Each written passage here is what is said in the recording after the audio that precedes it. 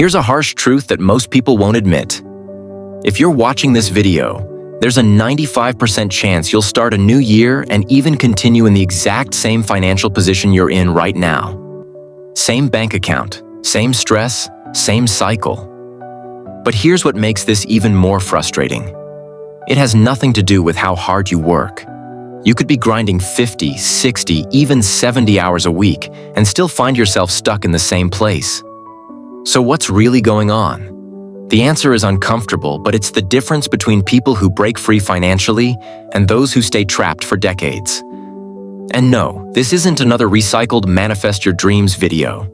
This is about the actual neuroscience and economic mechanics that separate the top 1% from everyone else. Here's what you're about to discover. Why your current relationship with money is mathematically designed to keep you broke.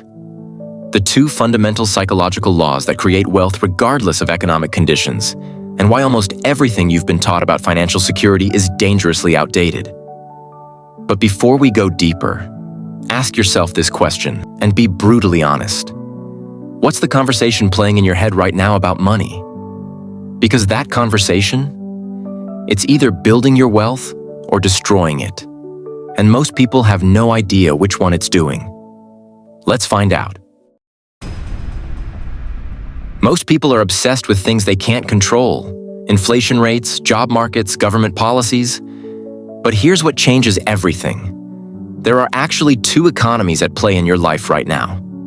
There's the external economy, the one you see on the news, the one that everyone talks about. And then there's your internal economy, the one operating inside your mind at this very moment. And here's the critical part. You have zero control over the external economy, but you have complete control over your internal economy. Think about it right now. What story are you telling yourself about money? Is it, by the time bills are paid, there's nothing left? Or maybe, other people get opportunities, but things never work out for me. Perhaps, I'm just not good with money? These aren't just random thoughts. They're active instructions your brain is following right now. Here's a quote that explains this perfectly. Your life is a physical manifestation of the conversation going on in your head. This isn't philosophy. This is neuroscience. Your brain contains something called the reticular activating system, essentially a filter that searches for evidence to confirm whatever you already believe. If you believe money is scarce, your brain filters reality to show you scarcity. If you believe opportunities are abundant, it finds abundance. You're not seeing reality as it is. You're seeing reality as you are. Here's the uncomfortable truth. You have one primary job in life: to make what you think about life true. Your brain doesn't want you to be wrong about your beliefs, so it works tirelessly to produce a life that matches the narrative you're running internally. Still following? Because this is where most people miss the connection. Inside you right now, 3 different financial identities exist simultaneously. There's a broke identity that says, someone needs to give me a chance.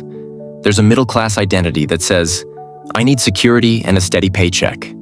And there's a wealthy identity that says, value creation attracts money naturally. All 3 exist. The question isn't which one you have. It's which one you're feeding with your daily thoughts and actions. But here's what makes this even more critical. These aren't personality traits you're born with. They're learned operating systems, mental software. And just like any software, it can be upgraded. So here's a question worth sitting with. When was the last time you checked the expiration date on your beliefs about money? Think about it. You check expiration dates on food. You update apps on your phone. But most people are running financial belief systems installed by parents, teachers, and society 20, 30, even 40 years ago. Beliefs that are completely obsolete in today's world. And that brings us to a problem that's silently crushing millions of people right now.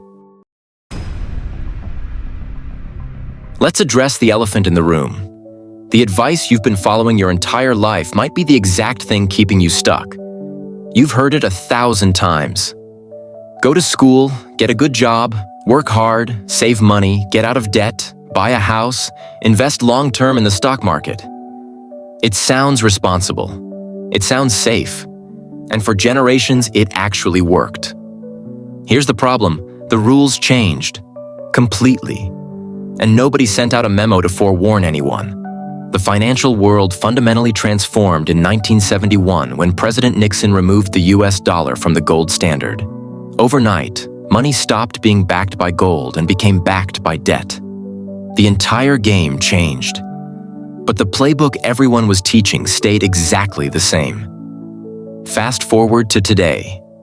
Central banks worldwide have printed more money in the last few years than in the previous century combined. When trillions of dollars get created out of thin air, something critical happens. Wealth doesn't get created. Purchasing power gets diluted. And here's what that means for you personally. If you're trying to save your way to wealth, you're fighting against an invisible opponent that's designed to erode your progress. Let's look at a real-world example that exposes this system. Imagine two people. Both make $500,000 annually. Person A is a highly skilled employee, maybe a surgeon, a corporate attorney, or a senior engineer. Person B is an entrepreneur who owns a business and invests in real estate. Same income. But watch what happens. Person A works for money so that income is classified as active income. After federal taxes, state taxes, and payroll taxes, they might take home $260,000 to $300,000. They worked for it, so they're taxed heavily on it. Person B structures their income through their business and real estate investments. They use legal tax strategies like depreciation, cost segregation, and capital gains treatment. They might legally pay close to zero in taxes and keep most of that $500,000. Same income, dramatically different outcomes. Why? Because there are actually 4 categories of earners, and each operates under completely different tax codes. Employees, self-employed individuals, business owners, and investors. Employees and self-employed people pay the highest taxes, often 40% to 50% when you combine everything. Business owners and investors pay the least, sometimes 0% to 20%. But here's what nobody tells you. The education system wasn't designed to teach you this. It was created during the Industrial Revolution to produce employees for factories and corporations, not entrepreneurs or investors. Here's the uncomfortable truth that might upset some people. The wealth gap isn't widening primarily because rich people are greedy. It's widening because they're playing an entirely different game with entirely different rules. Most people don't even know there are different games. They just keep working harder, wondering why they're exhausted with so little to show for it. But what if you could switch games? What if you could shift from the employee rulebook to the investor rulebook, even if you're starting from zero right now? That's exactly what's possible. But first, you need to understand something fundamental about how opportunities actually appear in your life. Let's talk about a fascinating experiment that proves how this actually works. A traveler in New York decided to test a theory. Every morning upon waking, they repeated one simple statement. Money comes to me abundantly and freely.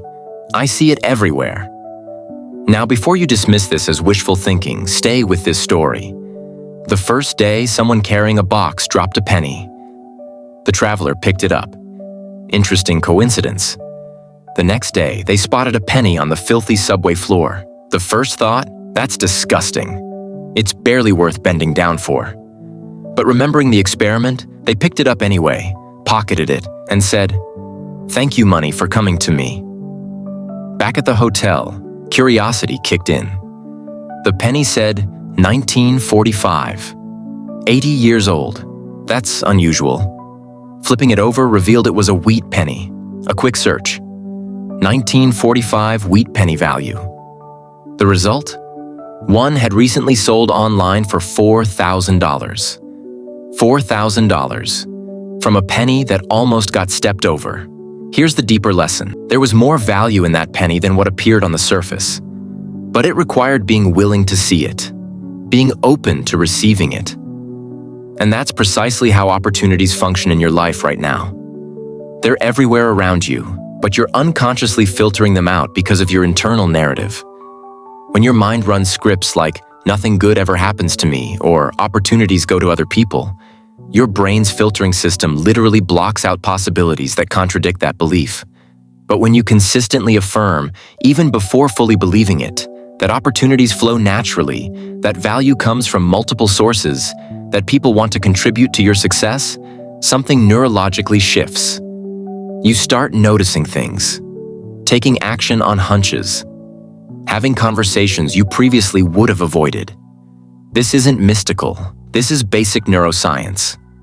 It's the same mechanism that explains why when you're considering buying a specific car, you suddenly see that car everywhere. The cars were always there. Your attention just wasn't tuned to notice them. Here's a practical application, an actual experiment worth trying. For the next 30 days, say this statement every morning. Opportunities flow to me effortlessly and abundantly. People want to see me succeed. Money comes to me from expected and unexpected sources. Say it even if, especially if, you don't believe it yet. Here's what will happen. Your brain will start searching for evidence to validate that statement. And when it finds evidence, even small instances, it begins rewiring neural pathways to make that belief more automatic. But here's the critical part most people miss. If mindset work alone created wealth, every positive thinker would be rich. They're not. There's a second law that must work in tandem with the first. And if you ignore this next principle, all the mindset work in the world won't translate into actual results. Here's a pattern worth noticing. Study any genuinely wealthy person. Not just rich, but sustainably wealthy. And you'll find they all operate from one core principle. They give first. They don't take first. And this isn't about charity, though that's valuable. This is about a fundamental shift in how you approach every single interaction. When someone is broke and desperate, their entire focus becomes, who can help me? Who can give me opportunities? Who can teach me what I need to know? They reach out constantly, on LinkedIn, through emails, at networking events, asking, requesting, hoping someone will give them a break.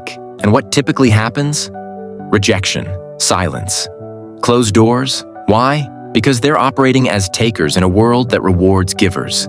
Here's a principle worth memorizing. Gratitude and generosity is the gateway to abundance. Write it somewhere visible. Make it your operating system. Instead of asking, what can this person do for me? Start asking, what can I offer this person? Instead of, how can someone help me? Ask, how can I help someone? This isn't about being a doormat. This is about understanding how value actually flows in economic systems. Think about the people you most want to help in your own life. Chances are, they're people who helped you first without expecting anything in return. That reciprocal energy is what opens doors. Here's a practical example. Let's say you want to break into real estate investing but have zero experience. The old approach? Find a successful investor and ask them to mentor you. That's taking energy. The new approach? Find a successful investor and offer to help them with something they genuinely need. Maybe you have skills in social media management.